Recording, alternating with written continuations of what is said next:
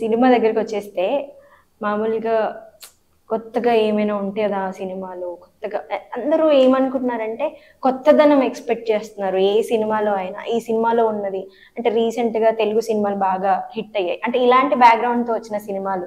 మన 'మేమ్ ఫేమస్' గాని like 'Ramanna youth' ఇలాంటి లాంగ్వేజ్ పరంగా అంటే తెలుగు లాంగ్వేజ్ పరంగా విలేజ్ బ్యాక్‌గ్రౌండ్‌తో ఇప్పుడు బేసిక్‌గా చాలా మంది ఏ ప్రొడ్యూసర్ దగ్గర పోయినా ఏ డైరెక్టర్ అయినా ఏదైనా విలేజ్ స్టైల్ ఉంటే సినిమా తీసుకురా అయ్యా ఏదైనా విలేజ్ అంటే ఇలా వచ్చింది మీ దగ్గరికి స్టోరీ. అవునండి. సో ఇలా రాగానే మీరేమనుకున్నారు? బాగుంది స్టోరీ వినగానే వీళ్ళిద్దరు కాకుండా ఇంకెవరైనా మీ మైండ్ లో వచ్చారా? అదే మన తెలుగు వాళ్ళే చాలా మంది వచ్చారు. వాళ్ళు వచ్చారు, వాళ్ళు ఫోన్ కూడా చేసేవాళ్ళు అనమాట. పలానా స్టోరీ పేరు చెప్పండి మనకు కావాల్సిన పలానా వాళ్ళ చేసి ఇలా ఇలా చేస్తే, ఎందుకంటే మా ఎవరికి చెప్పొద్దు అనే సినిమా ముందు చేస్తాం దీని ముందు. అది కొంచెం బాగానే అప్రిసియేషన్ వచ్చింది. సో ఇలా సెకండ్ ప్రాజెక్ట్ ఇలా పేకమేడ్లని అప్పుడు ఆడిషన్ కాల్ ఇచ్చాం అనమాట. అలా బయట ఇండస్ట్రీ వాళ్ళు కూడా కొందరు చేశారు. చేసి ఇలా చేస్తామని హీరోయిన్స్ ఒక్క పేరు చెప్పొచ్చు కదా వీళ్ళిద్దరి ఒకటి మేము ఏమనుకోం, మేము జస్ట్ వద్దా? ఎందుకండి ఒక పేరు చెప్పండి, మాకు కావాల్సింది కూడా అదే.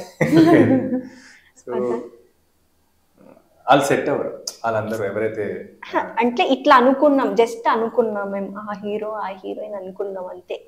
అది జస్ట్ చూపించి ఎడిటింగ్ లో లేపేస్తారు మా వాళ్ళు. పేకమేడ్కి మేము ఎవరు అనుకున్నాం ఐడియల్ చాయిస్ అది సెట్ మనకున్న యాక్ట్రెసెస్ ఎవరు జస్ట్ థాట్స్ లో ఉంటారు కదా. ఐశ్వర్య రాజేష్ అని అనుకున్నాం. ఐశ్వర్య రాజేష్ ఆవిడ ఉంటే బాగుంటుంది అని అనుకున్నాం. ఓకే, డెఫినెట్ గా ఆవిడ చేసేస్తారని. కానీ ఆవిడ ఇలాంటి రోల్స్ ముందు చేస్తారు, తర్వాత మాకేం ఆల్రెడీ చేస్తారు. మళ్ళీ మనకి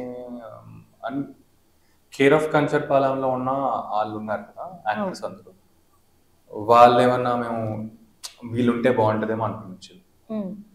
తర్వాత అరే కేర్ ఆఫ్ కంచర్పాలెం చేస్తారు, మనం ఆల్మోస్ట్ వాళ్ళ యాక్టర్స్ మళ్ళీ మనం తీసుకుని చేస్తున్నాం, కరెక్ట్ కాదేమో అనుకున్నాం. ఎందుకంటే మహా ఇలాంటిది బాగా పడతాడు, ఇలాంటి కరెక్ట్ రోల్కి తగ్గట్టు బాగా పడతాడు అనమాట. So care of Kancharapalem actors అనిపించారు. తర్వాత ఇలా కాదు, ఇంకా ఆడిషన్స్ వెళ్తాం, మనమే ఎక్స్ప్లోర్ చేద్దాం. అండ్ ఈ అసలు బయట వాళ్ళతో చేద్దాం అనుకున్నప్పుడే కొత్త వాళ్ళని ఎంకరేజ్ చేద్దాం అనే ఇంటెన్షన్తోనే ఉన్నాం. సో మనం మళ్ళీ రెగ్యులర్ ఫార్మాట్ లో వెళ్ళిపోతున్నాం అని ఇంకా కూర్చొని ఇంకా స్టార్ట్ చేసాం ఆడిషన్స్. రోజుకొక 50-75 ఆడిషన్స్ అయ్యాయి రోజు.